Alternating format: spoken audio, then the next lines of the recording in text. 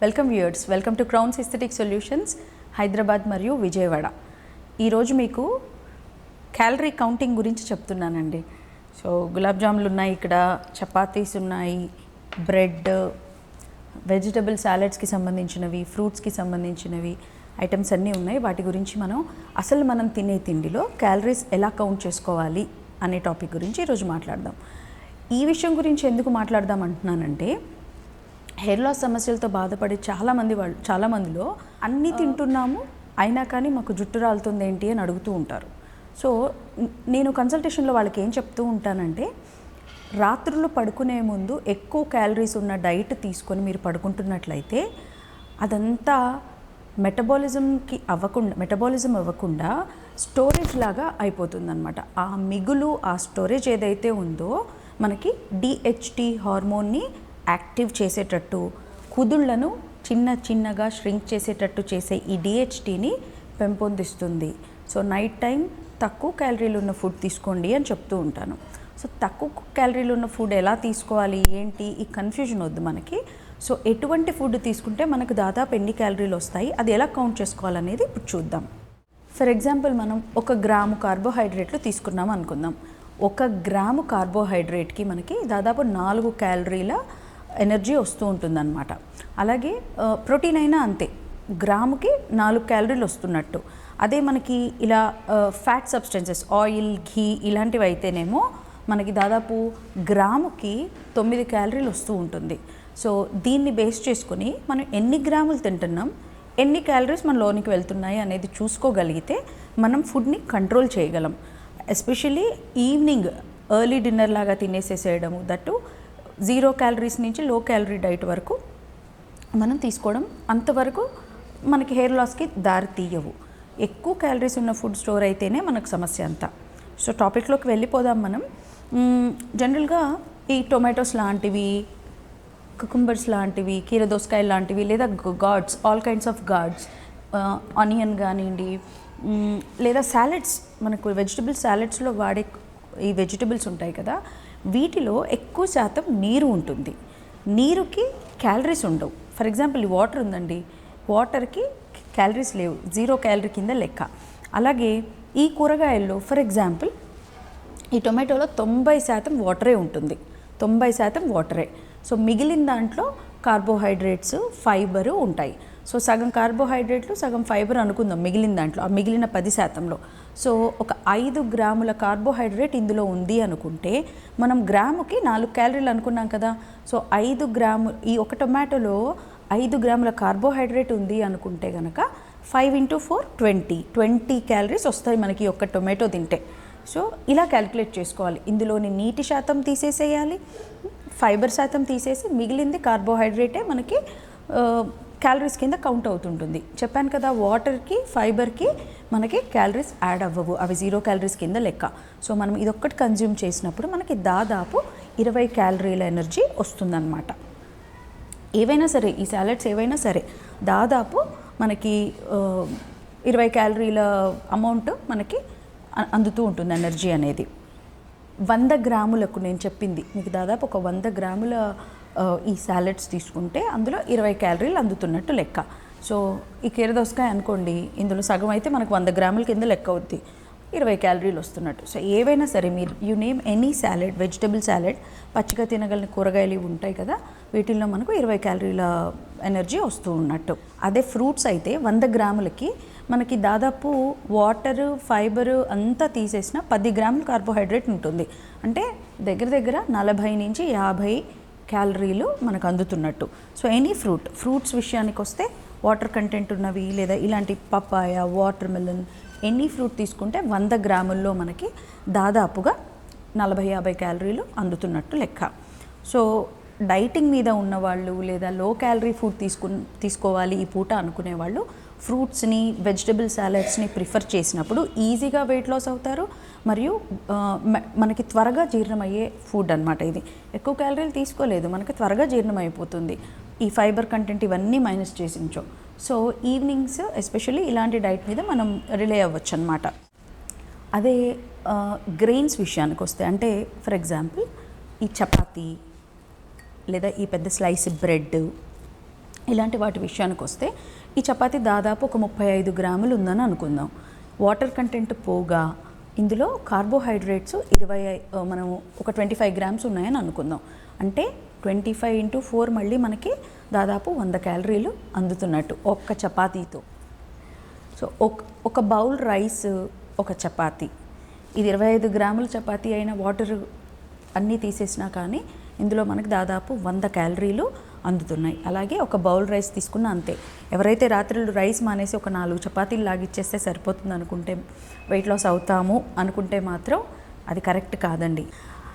అలాగే bread big slice, ఇందులో కూడా మనకి ఇప్పుడు మనం ఒక చపాతీతో సమానంగా ఒక బిగ్ స్లైస్ తీసుకుంటే కనుక ఇందులో కూడా 100 క్యాలరీలు వస్తున్నట్టు మనకి.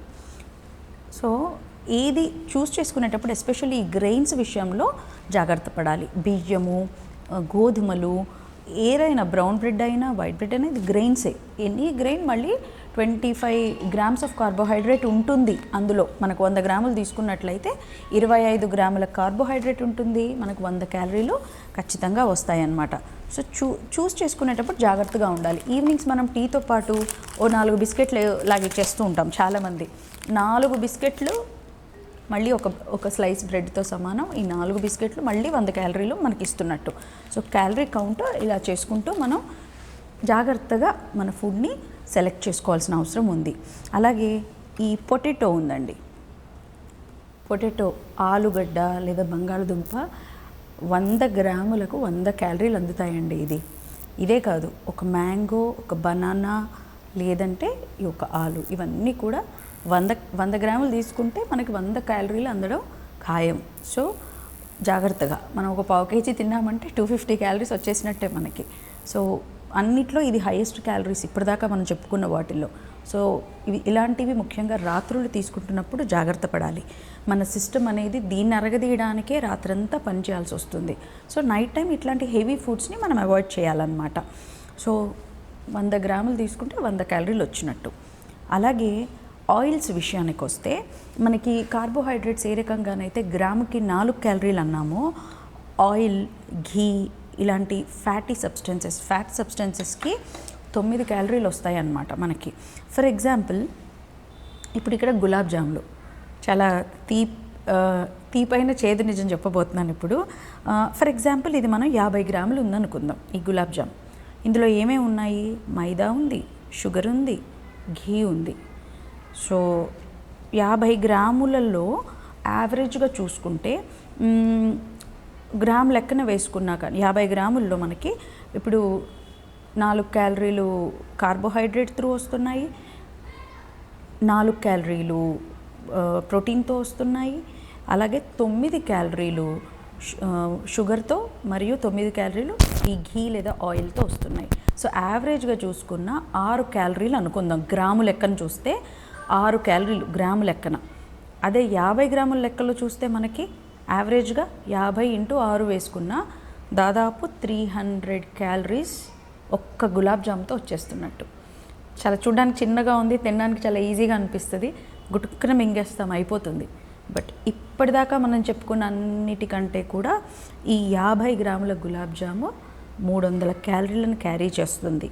సో చాలా కాషియస్గా ఉండాలి.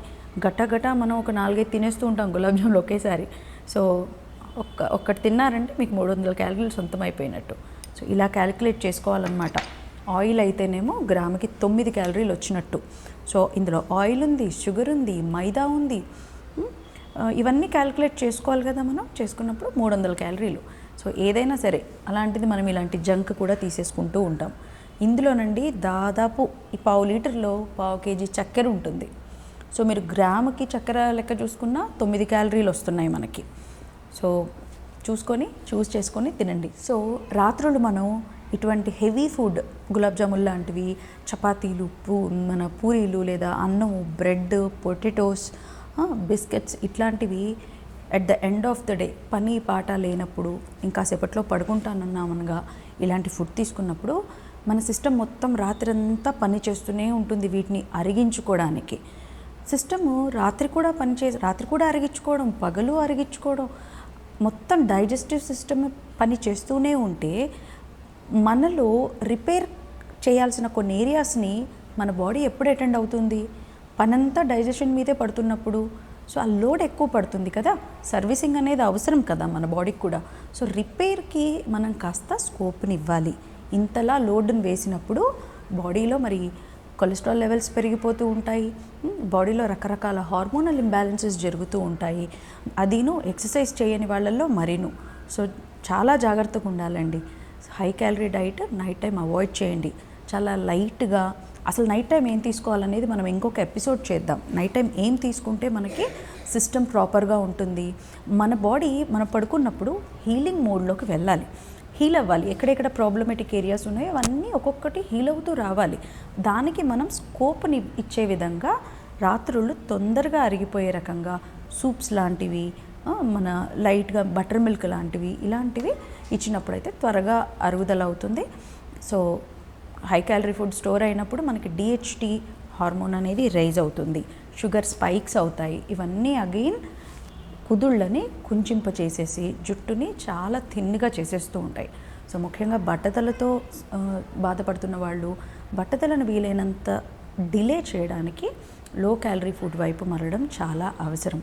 Hope you like this video. ఈ వీడియో కనుక మీకు నచ్చినట్లయితే నాకు తెలియచేయండి కమెంట్ సెక్షన్లో, అండ్ లైక్ చేయండి. Thank you viewers.